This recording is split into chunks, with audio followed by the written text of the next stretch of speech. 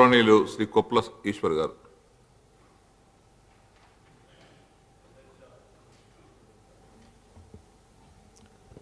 తెలంగాణ రాష్ట్ర రెండవ శాసనసభకు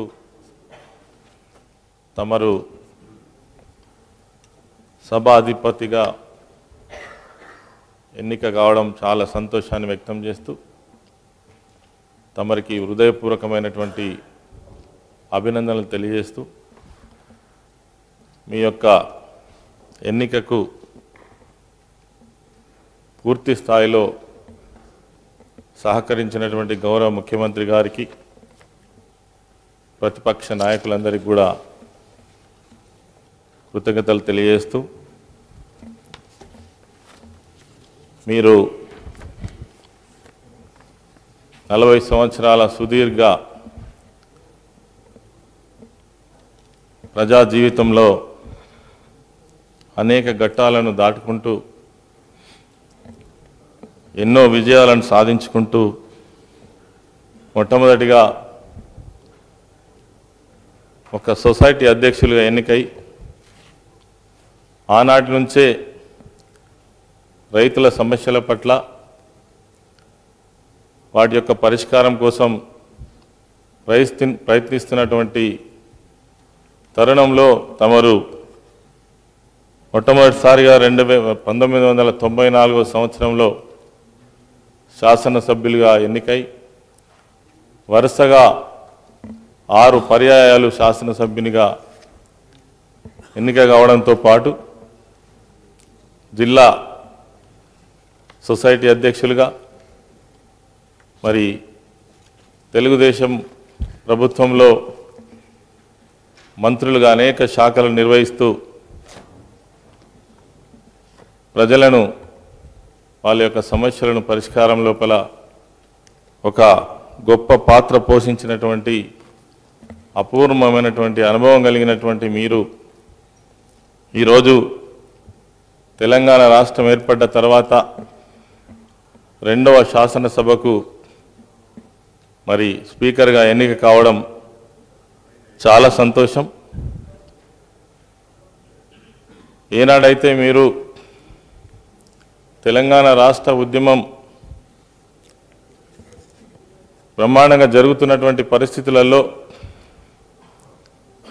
మీరు శాసనసభ్యులుగా తెలుగుదేశం పార్టీలో ఉన్నప్పుడు మరి నాకు ఈ సందర్భంగా ఒకటే గుర్తొస్తుంది.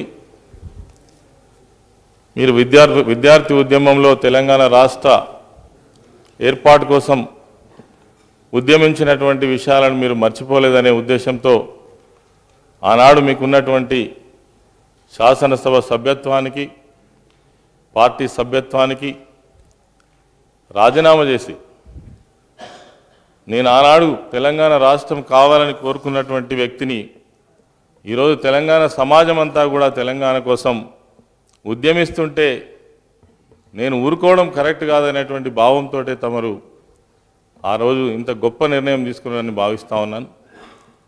ఆనాడు తెలుగుదేశం పార్టీలో తెలంగాణ ప్రాంతానికి సంబంధించిన చాలామంది శాసనసభ్యులు ఉన్నారు.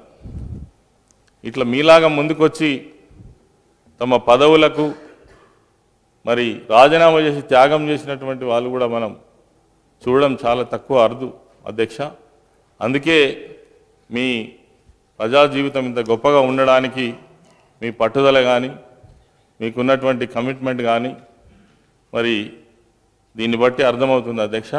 ఈ సందర్భంలో తమ రాజీనామా చేసిన తర్వాత వచ్చినటువంటి బై ఎలక్షన్స్లో గౌరవ ఈనాటి ముఖ్యమంత్రి గారు, ఆనాటి ఉద్యమ నాయకులు కేసీఆర్ గారు వర్ణి మండలానికి నన్ను ఇన్ఛార్జిగా పంపిన అధ్యక్ష. అక్కడ నేను ప్రజలతో కలుస్తున్నటువంటి సందర్భంలో చాలా ఆశ్చర్యం అనిపించింది. మీ గురించి ఎవరిని అడిగినా అయ్యో మా ఇంట్లో మనిషి కదా అనేటువంటి భావంతో మాట్లాడేటువంటి పద్ధతి నేను అక్కడ చూసిన. ఎందుకంటే ఆ ప్రాంతం అంతా కూడా చాలామంది ఆంధ్ర ప్రాంతం నుంచి వచ్చి సెటిల్ అయినటువంటి వాళ్ళే. మీ వర్ణి మండలం కావచ్చు, బాన్స్వాడ కావచ్చు, లేదంటే కోటగిరి కావచ్చు, ఆ ప్రాంతం అంతా కూడా వాళ్ళే ఉన్నారు. మరి వాళ్ళతో మీరు మమేకమై ఉన్నటువంటి తీరును నేను ప్రత్యక్షంగా చూసినాను. మరి ఆ రోజు ప్రజలతో మీరు మెదులుతున్నటువంటి వాళ్ళ సమస్యల పరిష్కారం కోసం ప్రయత్నం చేస్తున్నటువంటి తీరు, అదేవిధంగా మరి తెలంగాణ రాష్ట్రం ఏర్పడి తెలంగాణ రాష్ట్రంలో మొట్టమొదటిసారిగా మన ప్రభుత్వం ఏర్పడి మీరు గౌరవ ముఖ్యమంత్రి గారి ఆధ్వర్యంలో వ్యవసాయ శాఖ మంత్రివర్యులుగా బాధ్యతలు చేపట్టిన తర్వాత దాదాపు 60 సంవత్సరాల్లో భంగపడ్డటువంటి తెలంగాణ ప్రాంతాన్ని, మరి ముఖ్యంగా రైతాంగాన్ని ఆదుకోవాలనే ఉద్దేశంతో మరి మన ప్రభుత్వం మీరు కానీ ముఖ్యమంత్రి గారు కానీ చేపట్టినటువంటి అనేక మరి కార్యక్రమాలు ఏవైతే ఉన్నాయో, మీరు వ్యవసాయ శాఖ మంత్రి బాధ్యతలు నిర్వహించినప్పుడు జరిగినటువంటి ఏవైతే ఉన్నాయో, అనేక సంవత్సరాలుగా తెలంగాణ రైతులు కళ్ళల్లో వత్తులేసుకొని చూసినటువంటి ఇగ చేస్తారో అగ చేస్తారో, మా సమస్యకు పరిష్కారం వీళ్ళు చేస్తారో అని చూసినటువంటి అనేక సమస్యలకు ఒక శాశ్వత పరిష్కారాన్ని చూపించేటువంటి విధంగా పనిచేసేటువంటి ప్రయత్నంలో మీరు ఉండడం చాలా సంతోషం అధ్యక్ష.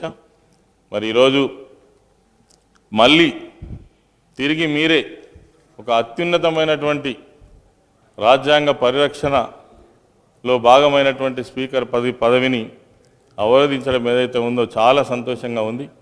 ఆనాడు ఉద్యమంలో, మొన్న ప్రభుత్వంలో రైతాంగ సమస్యలపైన నిరంతరం మీరు ప్రయత్నం చేసినటువంటి ఒక ఉన్నతమైనటువంటి వ్యక్తులుగా, అదేవిధంగా ప్రభుత్వంలోనే కాకుండా పార్టీలో అంత పెద్ద వయసులో ఉండి కూడా, ఇంతకుముందే శ్రీనివాస్ గౌడ్ గారు చెప్పిండ్రు, నేను ప్రత్యక్ష సాక్షిని అధ్యక్ష ఇక్కడ ఇదే సీట్లో కూర్చున్నాను, ఒకరోజు మీ ఆరోగ్యం బాగలేదు, అయినా మీరు వచ్చి మీరు ఇక్కడ కూర్చున్నారు, గౌరవ ముఖ్యమంత్రి గారు స్వయంగా చెప్పిండ్రు మీకు మీ ఆరోగ్యం బాగలేదు, మీరు రెస్ట్ తీసుకొని అంటే కూడా మీరు సభకు వచ్చారని చెప్పడం జరిగింది. అంటే మీకు మీ యొక్క పదవి పైన బాధ్యత పైన ఉన్నటువంటి కమిట్మెంట్కి అదొక నిదర్శనం.